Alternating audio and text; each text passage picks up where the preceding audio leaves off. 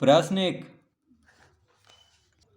निम्नलिखित परिमेय संख्याओं को संख्या रेखा पर दिखाइए। तो इस प्रश्न को हल करने से पहले हम संख्या रेखा समझेंगे कि संख्या रेखा होता क्या है। तो देखिए, संख्या रेखा कुछ नहीं, एक सीधी रेखा होता है इस तरह से, और इसके मध्य में शून्य होता है, और शून्य के दायां तरफ धनात्मक संख्या होता है, यानी 1 2 3 4 5, इस तरह से बढ़ते जाएगा, 5 6 7 8 9 10। ठीक है, शून्य के दायां तरफ धनात्मक संख्या हो गया, यानी प्लस वाला संख्या, और शून्य के बायां तरफ होता है ऋणात्मक संख्या, यानी -1 -2 -3 -4 -5, इस तरह से बढ़ता जाएगा, -6 -7 -8 -9 -10। तो शून्य के दायां तरफ रखना है धनात्मक संख्या और शून्य के बायां तरफ रखना है ऋणात्मक संख्या। तो यही होता है संख्या रेखा। अब देखिए प्रश्न हल करते हैं। तो पहला में कह रहा है कि पहला का पहला है 1/4। तो कह रहा है निम्नलिखित परिमेय संख्याओं को संख्या रेखा पर दिखाइए, यानी 1/4 संख्या रेखा पर कहाँ है ये दिखाना है हमको। तो पहले एक संख्या रेखा बना लेंगे यहाँ पे। देखिए एक सीधी रेखा लेंगे, यहाँ पे एक सीधी रेखा इस तरह से खींच लेंगे।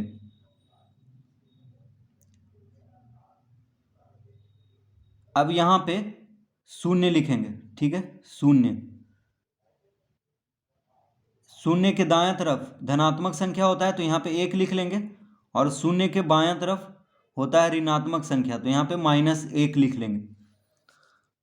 अब देखिए 1/4 क्या है, धनात्मक संख्या यहाँ पे है, इसके आगे कोई चिन्ह नहीं है, तो ये प्लस में है, यानी इसका मतलब 1/4 जो है शून्य और 1 के बीच में आएगा। कैसे? तो देखिए हर बड़ा है अंश छोटा है, 1/4 का मतलब क्या हुआ, ये कौन सा भिन्न हो गया, उचित भिन्न हो गया, क्योंकि यहाँ पे हर बड़ा है अंश छोटा है। तो अगर हम 4 से 1 में भाग देंगे तो 0 कुछ आएगा, ठीक है, तो 0 कुछ आ रहा है, तो यानी 0 और 1 के बीच में आएगा ये संख्या, क्योंकि देखिए अंश छोटा है और हर बड़ा है।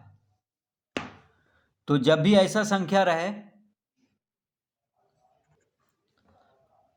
यानी उचित भिन्न जब भी रहे, तो उसको वो कहाँ पे रहेगा, 0 और 1 के बीच में, यानी जब भी अंश छोटा और हर बड़ा हो। देखिए यहाँ पे हर बड़ा है अंश छोटा है, तो इसको अगर भाग देंगे तो 0 आएगा, तो हमेशा ये 0 और 1 के बीच में ही होगा, ठीक है। तो 1/4, अब देखिए 0 और 1 के बीच में हमको 4 भाग करना है, क्योंकि बटा में क्या है, 4 है, यहाँ पे बटा में 4 है, तो यानी इसको 4 भाग करना है 0 और 1 को। तो यहाँ पे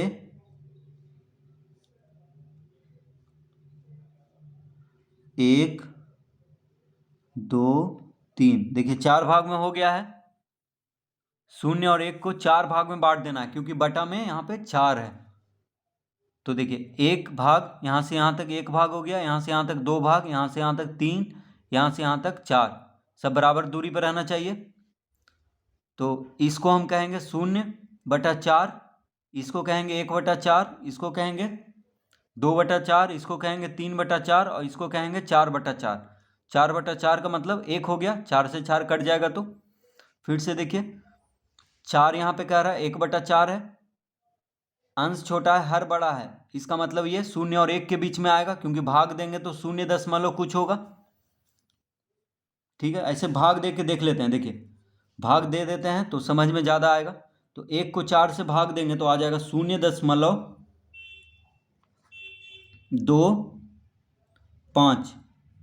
देखिए कितना आया, 0.25 आया। 1/4 बराबर कितना आया, 0.25। तो इससे हमको पता चल गया कि 0 और 1 के बीच में ये संख्या है। देखिए 0.25 का मतलब क्या हो गया, कि ये संख्या जो है 0 और 1 के बीच में है, ठीक है। तो पहले भाग दे करके देख लेंगे। अब देखिए बटा में 4 है, बटा में क्या है, 4 है, तो इसका मतलब 0 और 1 को 4 भाग में बांटना है। तो 0 और 1 के बीच में 3 इस तरह से लाइन चिन्ह देंगे तो ये 4 भाग में बट जाएगा। देखिए 1 भाग, 2 भाग, 3 भाग, 4 भाग। ठीक है, इस तरह से 4 भाग में 0 और 1 को बांट देंगे। तो अब यहाँ से शुरू करेंगे तो हो जाएगा ये 0/4 हो गया। 0/4 क्या होगा? 0 होगा। ये हो गया 1/4 यहाँ पे, ये हो गया 2/4, ये हो गया 3/4 और ये हो गया 4/4।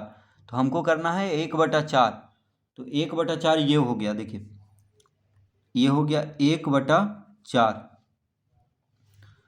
तो इसको हम इस तरह से तीर का निशान दे देते हैं, यानी यहाँ पे आएगा 1/4। ठीक है, तो 0/4, 1/4। अगर 2/4 का आता तो यहाँ पे आता, 3/4 यहाँ पे आता और 4/4 हो गया यहाँ पे 1। 4/4 का मतलब क्या हुआ? 1 हुआ।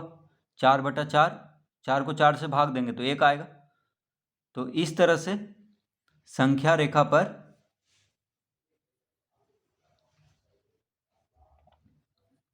इसको दिखा देंगे।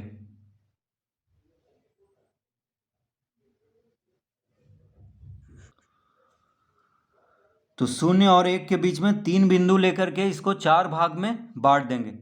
ठीक है, एक भाग यहाँ से यहाँ तक, दूसरा भाग, 1 भाग, 2 भाग, 3 भाग, 4 भाग।